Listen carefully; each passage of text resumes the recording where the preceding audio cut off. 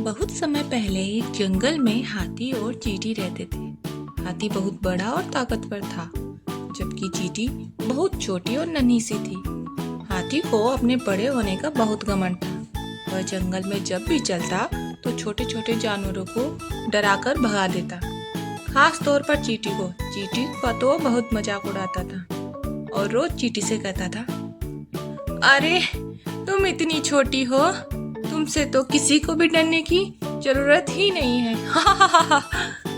चींटी को हाथी की ये बात सुनकर बुरा लगता, पर वह चुप रहती। एक दिन चींटी ने ठान लिया कि वह हाथी को सबक सिखाएगी।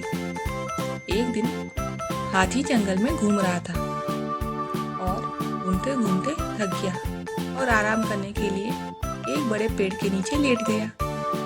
वहीं पास में चींटी भी थी। वह जानती थी कि यही सही मौका है हाथी को उसके औकात दिखाने का। चींटी धीरे धीरे रेंगते हुए हाथी के पास गई और उसके कान में चढ़ गई। हाथी को इसका पता भी नहीं चला।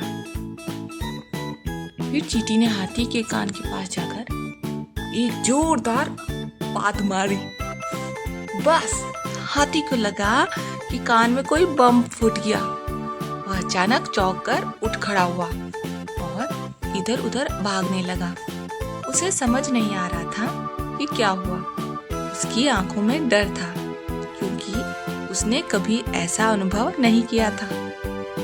हाथी ने अपने कान को जोर जोर से हिलाना शुरू किया, लेकिन कुछ फर्क नहीं पड़ा। चींटी ने मजे लेते हुए फिर से पाद मारी। इस बार हाथी और भी ज्यादा डर गया और चिल्लाने लगा, अरे बाप रे, ये क्या हो रहा है? कौन है? बचाओ! जंगल के सारे जानवर हाथी को इस हालत में देखकर हंसने लगे। सबको समझ आ गया था कि हाथी जो सबको डराता था, अब खुद किसी से डर रहा है।